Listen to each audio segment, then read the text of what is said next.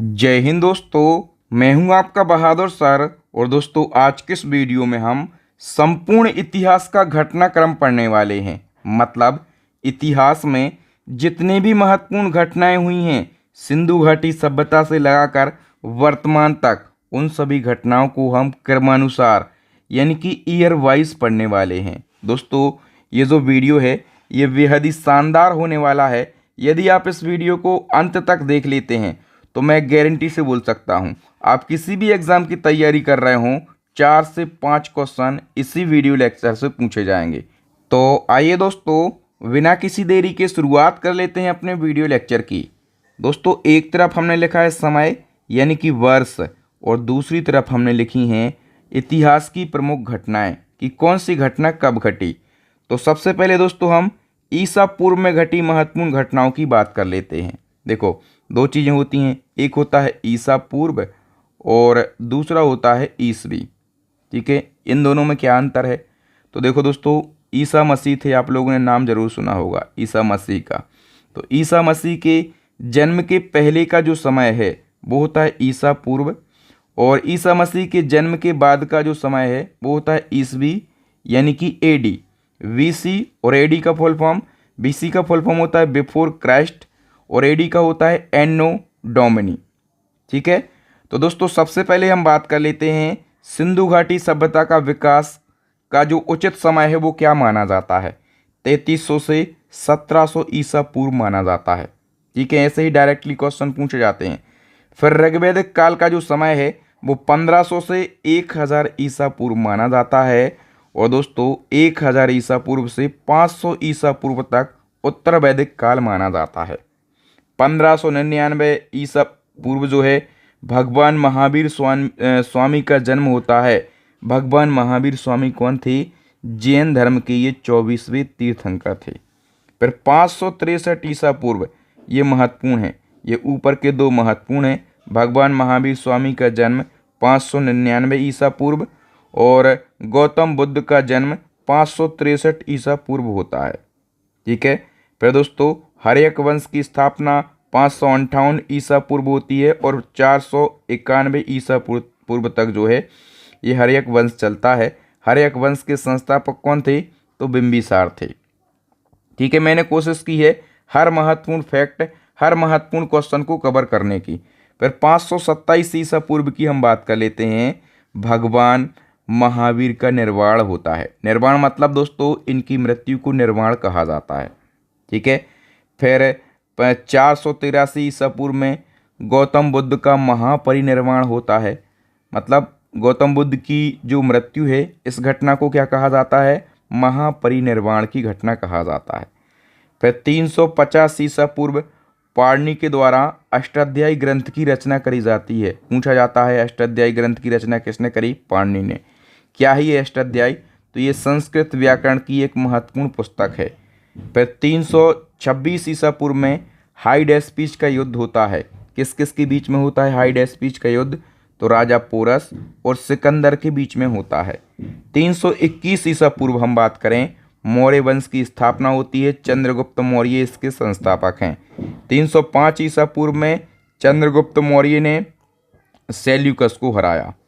और 297 से 273 ईसा पूर्व तक जो है ये बिंबिसार का काल चलता है। बिंदुसार कौन थे? तो ये चंद्रगुप्त मौर्य के पुत्र थे।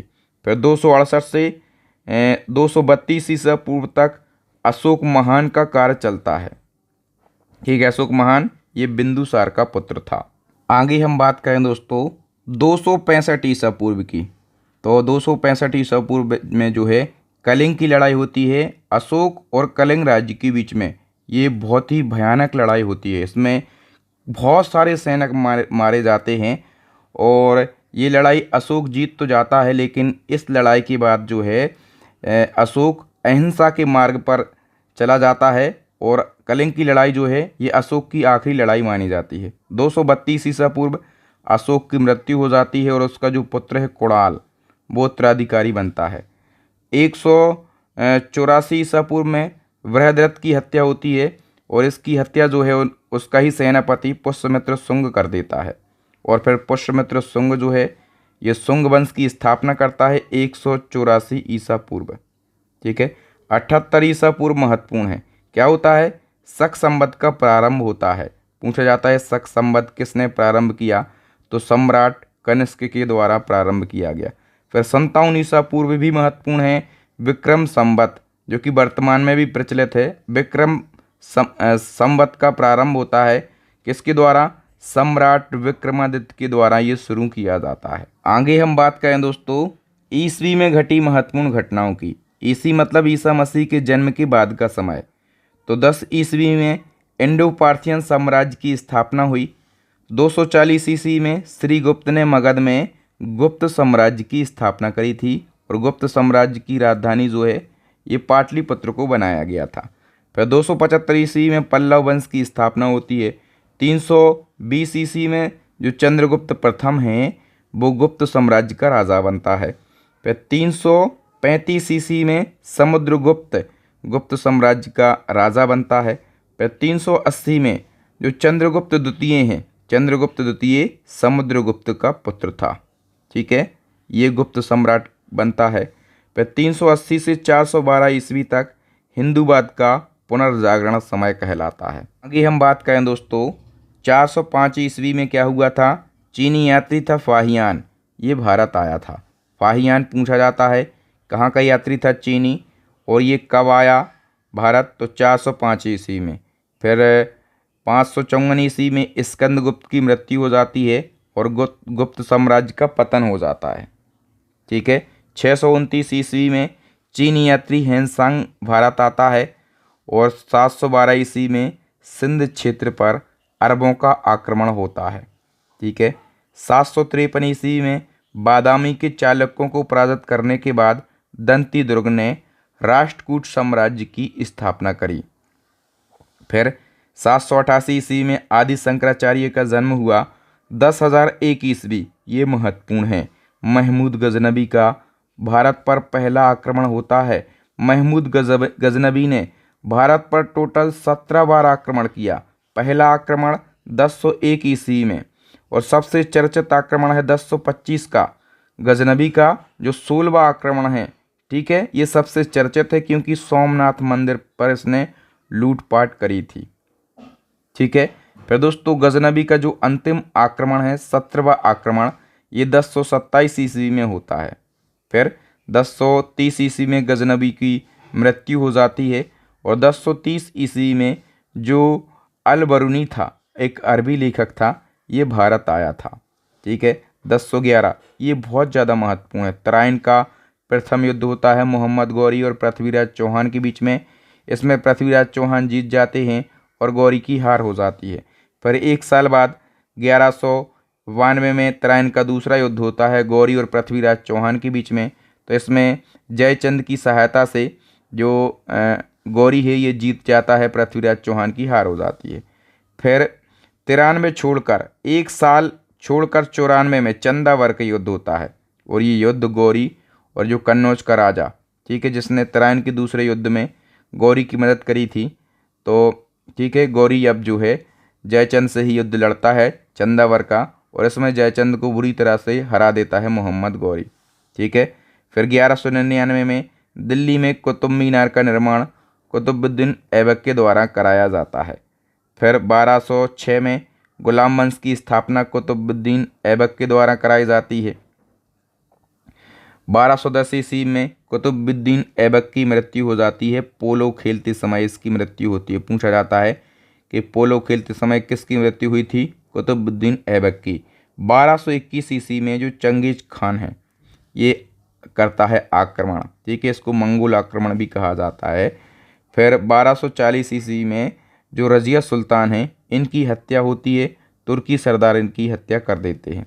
ठीक है, दिल्ली सल्तनत की हम कह सकते हैं पहली शासिका और अंतिम शासिका, एकमात्र शासिका हैं रजिया सुल्तान। 1336 ईस्वी में विजयनगर साम्राज्य की स्थापना होती है। कौन करते हैं? हरिहर प्रथम और बुक्का राय प्रथम। ठीक है, दोनों भाई थे। 1398 ईस्वी में तैमूर का आक्रमण होता है। 1483 ईस्वी में बाबर का जन्म होता है। ठीक है। फिर 1498 ईस्वी में पुर्तगाली यात्री वास्को डी गामा द्वारा भारत की खोज की जाती है। ठीक है, याद रखना आप लोग। फिर 1526 ईस्वी में पानीपत का प्रथम युद्ध होता है। पानीपत की प्रथम लड़ाई जो है दोस्तों ये काफ़ी महत्वपूर्ण है, इसको याद रखना। बाबर और इब्राहिम लोदी के बीच में होती है। बाबर इसमें जीत जाता है। ठीक है, कब होती है? 1526 में, याद रखना। फिर इसके बाद आप चलो, उसी साल जो है बाबर जब इब्राहिम लोदी को हराता है। ठीक है, इब्राहिम लोदी, इसको हराने के बाद बाबर जो है ये मुगल वंश की स्थापना करता है 1526 में। डेट याद रखो, 21 अप्रैल 1526 को मुगल वंश की स्थापना होती है। फिर एक साल बाद खानवा का युद्ध लड़ता है वो, किससे? मेवाड़ के राजा राणा सांगा से, और बाबर ही जीतता है। फिर एक साल बाद चंदेरी का युद्ध लड़ता है, किससे? मेदिनी राय से, और बाबर ही जीत जाता है। फिर एक साल बाद जो है घाघरा का युद्ध होता है बाबर, और एक तरफ बाबर होता है, दूसरी तरफ बिहार तथा अफगान की संयुक्त सेना होती है, इसमें भी बाबर की जीत हो जाती है। ठीक है, अब वो देखो 4 युद्ध लगातार जीत गया। फिर 1526 में जो 1530 में बाबर की मृत्यु हो जाती है। 1526, 27, 28 और 29 ये 4 युद्ध लगातार होते हैं, बाबर की मृत्यु हो जाती है, और बाबर का जो पुत्र होता है हुमायूं, वो बनता है सम्राट। ठीक है, अब देखो हुमायूं जो है वो सम्राट बन गया।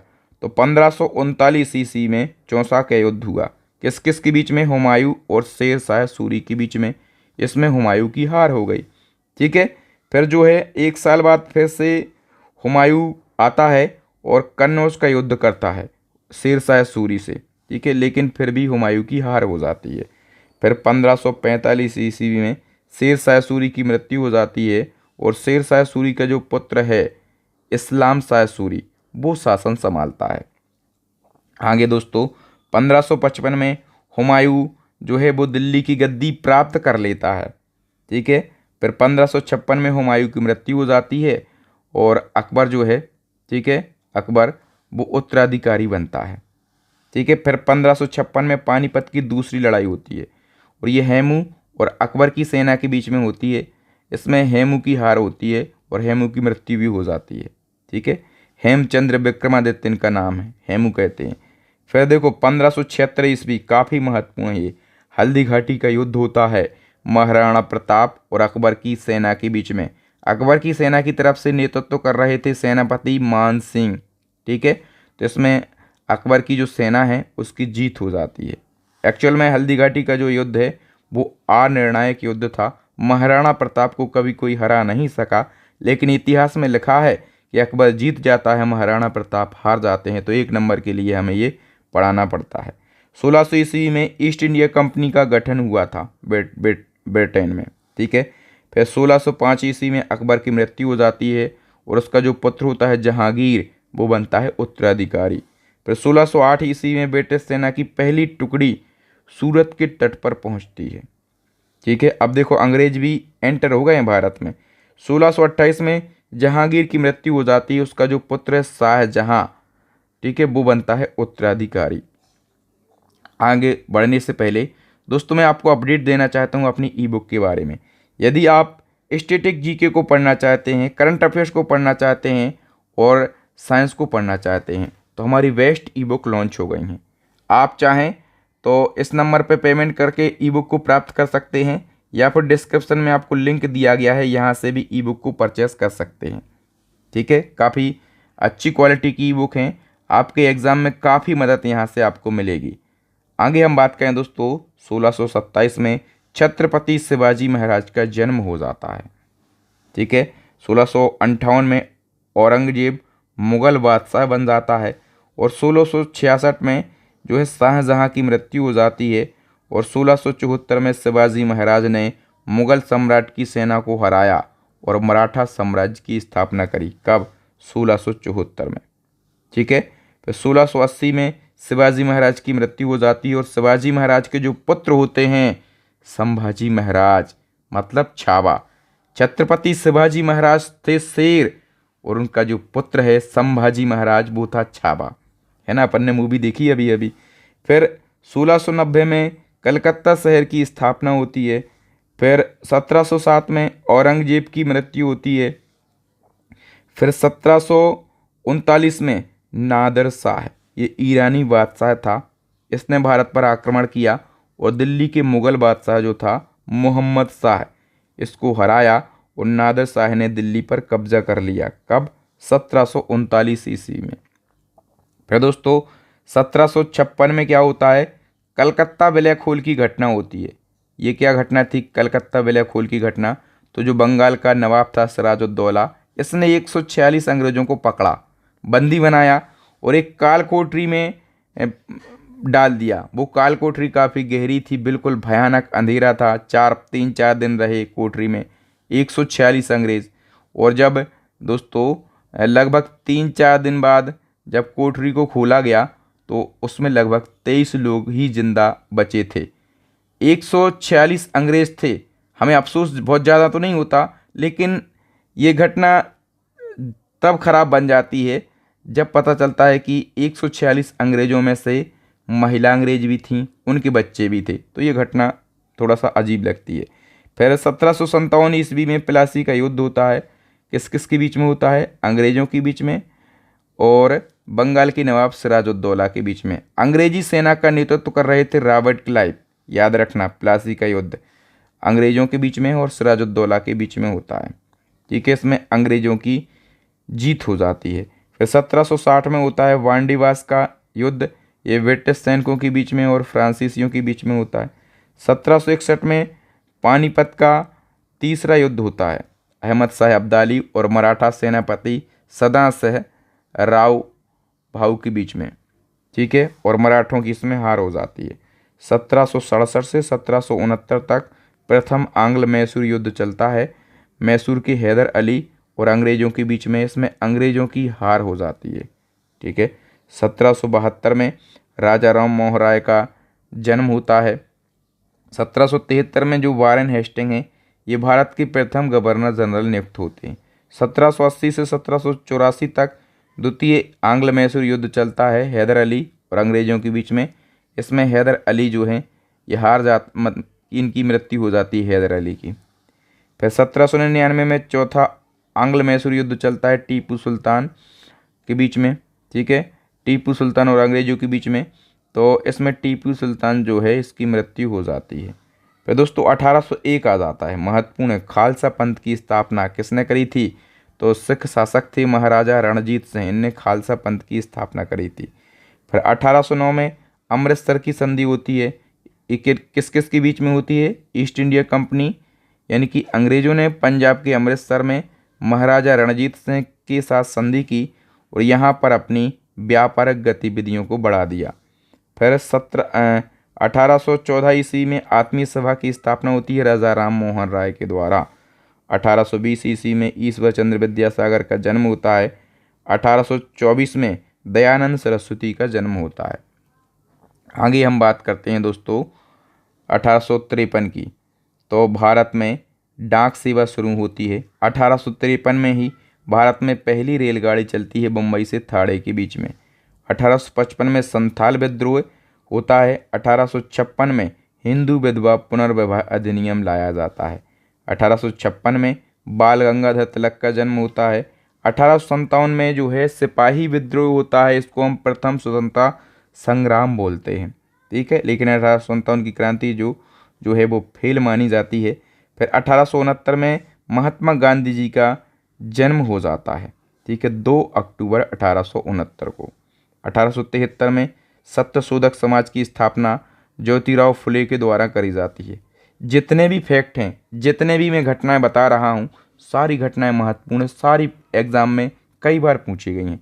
1875 में आर्य समाज की स्थापना स्वामी दयानंद सरस्वती के द्वारा करी जाती है।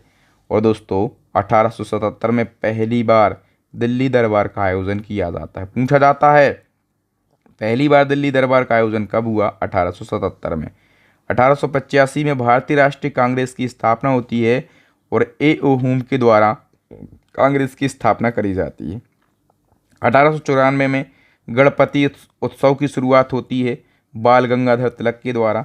और 1894 के 1 साल बाद 95 में बाल गंगाधर तिलक जो हैं ये शिवाजी उत्सव की शुरुआत भी कर देते हैं। 1905 काफ़ी महत्वपूर्ण है, बंगाल का विभाजन हो जाता है। ठीक है, और 1906 में मुस्लिम लीग का गठन होता है ढाका में। और 1907 में क्या होता है, कांग्रेस का विभाजन होता है। कांग्रेस का विभाजन 1907 के सूरत अधिवेशन में होता है और कांग्रेस गर्म दल और नरम दल दो दलों में बट जाती है। ठीक है, देखो फिर जो बंगाल विभाजन किया गया था दोस्तों 1905 में, तो 1905 में बंगाल विभाजन हुआ, फिर 1911 में ये बंगाल विभाजन रद्द हो जाता है। ठीक है, फिर बात आती है 1911 की। 12 दिसंबर 1911 की ब्रिटिश सरकार ने राजधानी को कलकत्ता से दिल्ली स्थानांतरण करने की घोषणा करी। देखो, कलकत्ता से राजधानी दिल्ली स्थानांतरण हो, इसकी घोषणा हुई थी 2 दिसंबर 1911 को, लेकिन राजधानी स्थानांतरण कब हुई, 1912 में राजधानी कलकत्ता से दिल्ली बनती है। घोषणा कब होती है और बनती कब है, दोनों सन अलग अलग हैं भैया, दोनों आप याद रखना। फिर देखो 1913 में गदर पार्टी की स्थापना होती है। 1915 में गांधी जी साउथ अफ्रीका से भारत लौटते हैं। कब, 9 जनवरी 1915 को लौटते हैं गांधी जी, इसलिए 9 जनवरी को हम क्या मनाते हैं, प्रवासी भारतीय दिवस। 1916 में लखनऊ पैक्ट या फिर लखनऊ समझौता होता है, ये कांग्रेस और मुस्लिम लीग के बीच में होता है। 1917 में चंपारण और खेड़ा सत्याग्रह होता है। जो चंपारण सत्याग्रह है, नील की खेती से जो पीड़ित किसान थे उनके समर्थन में गांधी जी के द्वारा करा जाता है। चंपारण सत्याग्रह गांधी जी का पहला किसान सत्याग्रह भी माना जाता है। 1919 में जलियांवाला बाग नरसंहार होता है। ठीक है, 1919 में रॉलेट एक्ट पारित होता है। ठीक है, बिना किसी वजह के गिरफ्तार कर लिया जाता था, इसको जो है काला कानून भी कहा जाता है। आगे हम बात करें दोस्तों 1920 की, तो 1920 में गांधी जी असहयोग आंदोलन शुरू करते हैं। फिर 1922 में चोरी चोरा की घटना हो जाती है, पुलिस स्टेशन में आग लगा दी जाती है और इस घटना से दुखी होकर गांधी जी अपना असहयोग आंदोलन वापस ले लेते हैं। 1924 में हिंदुस्तान सोशलिस्ट रिपब्लिकन एसोसिएशन का गठन होता है। 1925 में काकोरी षड्यंत्र, ये काकोरी क्या है, काकोरी षड्यंत्र एक ट्रेन डकैती थी और ये डकैती 9 अगस्त 1925 को यूपी के लखनऊ के पास काकोरी नामक गांव में करी गई थी और ये अंग्रेजी सत्ता के खिलाफ भारतीय क्रांतिकारियों के द्वारा की गई थी। 1927 में साइमन कमीशन आता है। साइमन कमीशन का गठन होता है 1927 में और साइमन कमीशन जो है भारत पहुंचता है 3 फरवरी 1928 को। गठन होता है 27 को, पहुंचता है फरवरी 28 को। 1928 में बारदौली सत्याग्रह हुआ। बारदौली सत्याग्रह क्या था, एक किसान आंदोलन था और इस आंदोलन का नेतृत्व किया था सरदार वल्लभ भाई पटेल ने। और दोस्तों इसी आंदोलन के बाद वल्लभ भाई पटेल को सरदार की उपाधि दी गई थी। ठीक है, किसने दी थी, तो बारदौली की महिलाओं के कहने पर गांधी जी ने इनको सरदार की उपाधि दी थी। 1929 में क्या होता है, भगत सिंह और बटुकेश्वर दत्त जो हैं ये सेंट्रल असेंबली में बम फेंक देते हैं। और देखो, इनने सेंट्रल असेंबली में बम तो मारा था, लेकिन इनने बम कहाँ पर मारा था, जहाँ पर कोई नहीं बैठा था। ठीक है, खाली जगह पर बम मारा था और इनका बम मारने का उद्देश्य पता है क्या था, किसी को मारना उद्देश्य नहीं था, बताना उद्देश्य था, जताना उद्देश्य था कि अभी हम भारत की क्रांतिकारी जिंदा हैं, आप इतना भी हमें परेशान मत कीजिए। ठीक है, तो ये केवल उनके कानों तक क्रांति की आवाज़ पहुंचाना इनका उद्देश्य था। 1929 में फिर पूर्ण स्वराज्य का प्रस्ताव कांग्रेस के 1929 के लाहौर अधिवेशन में पारित किया जाता है। पूर्ण स्वराज्य का प्रस्ताव कब पारित होता है, 1929 में। 1930 में नमक सत्याग्रह गांधी जी के द्वारा चलता है, इसको दांडी मार्च बोलते हैं, साबरमती आश्रम से लगाकर गुजरात के दांडी तक ये चलता है। 1930 में प्रथम गोलमेज सम्मेलन और 1931 में गांधी इरविन समझौता होता है। ठीक है, 1931 में दूसरा गोलमेज सम्मेलन होता है। गांधी इरविन समझौता मैंने बता दिया। 1931 में और क्या होता है, भगत सिंह, राजगुरु और सुखदेव को फांसी की सजा होती है। ठीक है, तो क्रांतिकारी भगत सिंह, सुखदेव और राजगुरु को फांसी की सजा 23 मार्च 1931 को होती है लाहौर की सेंट्रल जेल में। क्यों हुई सजा इनको, तो देखो, एक तो इनने सेंट्रल असेंबली में बम मारा था। ठीक है, और जो जॉन सॉन्डर्स था, ठीक है, ब्रिटिश पुलिस अधिकारी, इसकी भी हत्या करी थी। तो ये 2 आरोप चल रहे थे इन 3 व्यक्तियों पर, इसलिए इनको फांसी की सज़ा दी गई। तीसरा गोलमेज सम्मेलन 1932 में होता है। 1932 में पूना पैक्ट भी होता है अंबेडकर साहब के बीच में और गांधी जी के बीच में। जो पूना पैक्ट है दोस्तों या फिर पूना समझौता है, ये पुणे की यरबदा जेल में होता है। डायरेक्ट क्वेश्चन बनता है कहाँ पर होता है, पुणे की यरबदा जेल में। अंबेडकर साहब की कुछ मांगे थी, वो गांधी जी मान गए थे। ठीक है। 1935 में भारत सरकार अधिनियम लाया जाता है। 1937 में भारतीय प्रांतीय चुनाव होते हैं। 1929 में ऑल इंडिया फॉरवर्ड ब्लॉक की स्थापना सुभाष चंद्र बोस के द्वारा करी जाती है। 1940 में मोहम्मद अली जिन्ना ने पाकिस्तान की मांग कर दी। देखो 1940 में मांग हो गई पाकिस्तान की। फिर 1942 में क्रिप्स मिशन, ठीक है, क्रिप्स मिशन जो है देखो 1942 में ये भारत आया था, मार्च 1942 में। किसके नेतृत्व में, तो स्टैफोर्ड क्रिप्स के नेतृत्व में। और इस क्रिप्स मिशन का उद्देश्य क्या था, तो सेकेंड वर्ल्ड वार में ब्रिटिश युद्ध के लिए भारतीय सहयोग और समर्थन प्राप्त करना क्रिप्स मिशन का प्रमुख उद्देश्य था। 1942 में गांधी जी ने भारत छोड़ो आंदोलन चलाया। 1942 में ही रास बिहारी बोस ने आज़ाद हिंद फौज की गठन करी। ठीक है। और 1944 में सुभाष चंद्र बोस ने महात्मा गांधी जी को राष्ट्रपिता कहकर संबोधित किया। महात्मा गांधी जी को राष्ट्रपिता की उपाधि सुभाष चंद्र बोस ने दी है 1944 में। 46 में रॉयल इंडियन नेवी विद्रोह हुआ। 1946 में कैबिनेट मिशन आया और इसका उद्देश्य क्या था, भारतीय संविधान का निर्माण करना इसका उद्देश्य था।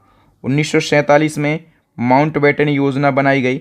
और देखो 3 जून 1947 को लॉर्ड माउंटबेटन ने भारत के विभाजन के लिए माउंटबेटन योजना बनाई और इसी योजना के द्वारा भारत और पाकिस्तान को विभाजित किया गया। ठीक है। तो याद रखना दोस्तों, जो 1948 का सन है, यहाँ पर क्या होता है, पहला भारत पाकिस्तान युद्ध होता है कश्मीर के मुद्दे को लेकर।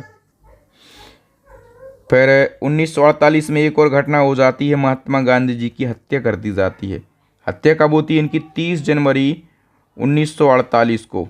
ठीक है। नाथूराम गॉडसे के द्वारा गोली मारकर महात्मा जी की हत्या कर दी जाती है। ठीक है। आगे हम बात करें दोस्तों, 1951 में पहला आम चुनाव होता है। 1961 में भारत ने जो है पुर्तगाल से दीव, दमन और गोवा को जीता था। देखो 1961 तक जो है ये 3 जगह जो हैं ये पुर्तगालों के कब्जे में रहती हैं।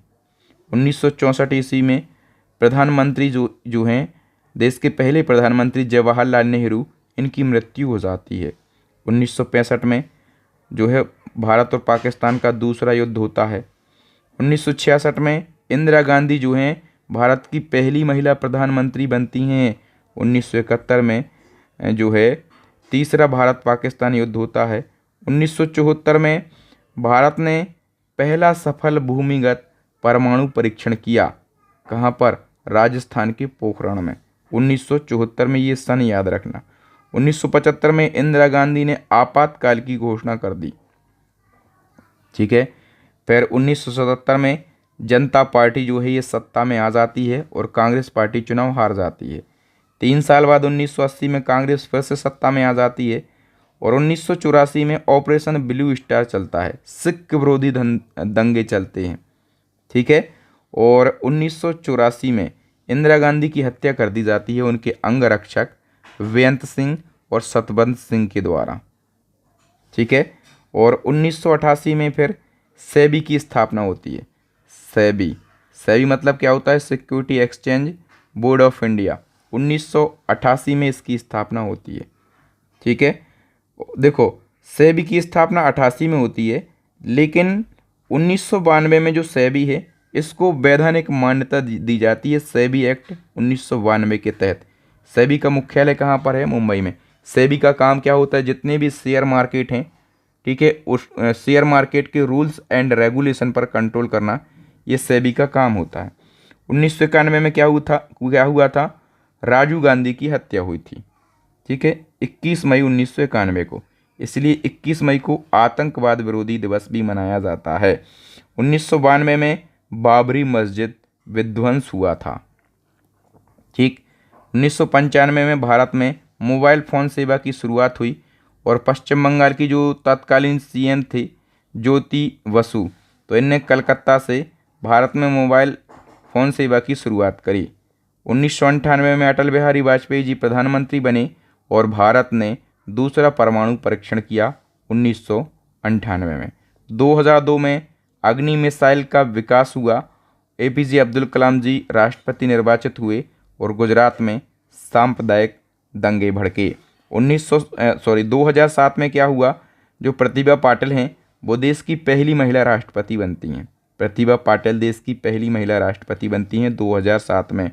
2008 में चंद्रयान फर्स्ट को लॉन्च किया जाता है और मुंबई में आतंकी हमले भी होते हैं 2008 में। 2014 में देखो, एक तो मोदी जी प्रधानमंत्री बनते हैं पहली बार 2014 में, और मंगलयान का प्रक्षेपण किया जाता है। 2016 में पठानकोट एयरबेस पर आतंकी हमला होता है। ठीक है, पठानकोट पर एयरबेस पर आतंकी हमला हुआ था, तो भारत ने जो है पाकिस्तान की सीमा पर सर्जिकल स्ट्राइक करी थी 2016 में। दोस्तों आगे हम बात करें 2019 की, तो 2019 में चंद्रयान 2 लॉन्च होता है और मोदी जी दूसरी बार देश के प्रधानमंत्री बनते हैं। फिर 2022 में जो द्रौपदी मुर्मू हैं ये भारत की पहली आदिवासी महिला राष्ट्रपति बनती हैं। 2023 में क्या होता है, चंद्रयान 3 लॉन्च होता है और ये चंद्रमा के साउथ पोल पर सॉफ्टली लैंड भी होता है, और इस प्रकार से भारत जो है ये चंद्रमा के साउथ पोल पर पहुंचने वाला दुनिया का पहला देश बन गया। 2023 में हुआ। फिर 2023 में और क्या हुआ, भारत का पहला सोलर मिशन भी लॉन्च हुआ। भारत के पहले सोलर मिशन का नाम है आदित्य L1। ठीक है, ये सूर्य को स्टडी करने के लिए लॉन्च हुआ। कब, 2 सितंबर 2023 को ये लॉन्च हुआ है। 2024 में मोदी जी तीसरी बार प्रधानमंत्री बन गए। ठीक है, और 2024 में क्या हुआ, तो 3 आपराधिक कानून लागू हुए। जो पुराने समय के कानून चल रहे थे, IPC, CRPC और क्या चल रहा था, तो भारतीय साक्ष्य अधिनियम, इन 3 पुराने कानूनों की जगह नए कानून लाए गए। IPC की जगह लाया गया VNS और CRPC की जगह क्या लाया गया, VNSS, और भारत साक्ष्य अधिनियम की जगह इंडियन एविडेंस एक्ट लाया गया। ये अंग्रेजों के समय के जो कानून चल रहे थे इनको बंद करके। ठीक है, फिर हम बात करें दोस्तों और क्या हुआ 24 में, अयोध्या राम मंदिर का उद्घाटन हुआ 22 जनवरी 2024 को। 2025 में कौन सी चीज़ें हुई अभी, तो देखो, एक तो 2025 में 144 वर्षों के बाद प्रयागराज में महाकुंभ मेले का आयोजन किया गया। ठीक है, एक चीज़ और हुई है, दिल्ली में बीजेपी ने सरकार बना पाए हैं। ठीक है, 27 साल बाद जो है बीजेपी दिल्ली में सरकार बना पाई। ठीक है, और एक और चीज़ हुई है, भारत ने 12 साल के बाद ICC चैंपियन ट्रॉफी जीती है 2025 में। ठीक है, तो दोस्तों मैंने आपसे कहा था ना, मैं इतिहास में सिंधु घाटी सभ्यता से लगाकर वर्तमान करंट तक की जो घटनाएं हैं, पूरे इतिहास को, करंट की घटनाओं को, सब कुछ जो एग्ज़ाम पर्पस से, एग्ज़ाम पॉइंट ऑफ व्यू से महत्वपूर्ण है, उस सभी को पढ़ाऊंगा। मैंने काफ़ी मेहनत करी इस वीडियो को बनाने में और मुझे उम्मीद है कि आप लोगों को मेरे कंटेंट की क्वालिटी और मेरे पढ़ाने का तरीका ज़रूर अच्छा लगा होगा। अच्छा लगा है तो अपने विचार कमेंट सेक्शन में कमेंट करके बताएं, और यदि आप इसी प्रकार से वेस्ट कंटेंट को पढ़ना चाहते हैं तो स्टैटिक जीके की ई बुक, करंट अफेयर्स की ई बुक और साइंस की ई बुक को आप ज़रूर परचेस कर लेना। लिंक डिस्क्रिप्शन में मिलेगा, या फिर आपको एक व्हाट्सएप नंबर दिख रहा होगा, यहाँ पे आप मैसेज कर सकते हैं। मैसेज करेंगे तो मैं आपको बताऊंगा कि कैसे ऑफ़र मिलेगा आपको। ठीक है, बाकी 2 टेस्ट क्वेश्चन हैं, इनके आंसर आपको देकर जाना है। एक, विक्रम संवत का प्रारंभ कब हुआ, और सत्यशोधक समाज की स्थापना कब हुई। ये 2 बातें आपको कमेंट सेक्शन में कमेंट करके ज़रूर बताना है। मुझे उम्मीद है कि आप लोगों को मेरे पढ़ाने का तरीका, कंटेंट की क्वालिटी ज़रूर अच्छी लगी होगी। लगी है तो वीडियो को लाइक करें, अपने विचार कमेंट करें, वीडियो को ज़्यादा से ज़्यादा शेयर करना है, और हमारे चैनल को सब्सक्राइब करने के साथ में बेल आइकन ज़रूर दबा लेना, ताकि जब भी मैं नया वीडियो अपलोड करूं उसका नोटिफिकेशन सबसे पहले आपको मिल सके। थैंक यू, जय हिंद। मैं हूं आपका बहादुर सर, मिलूंगा नेक्स्ट वीडियो में।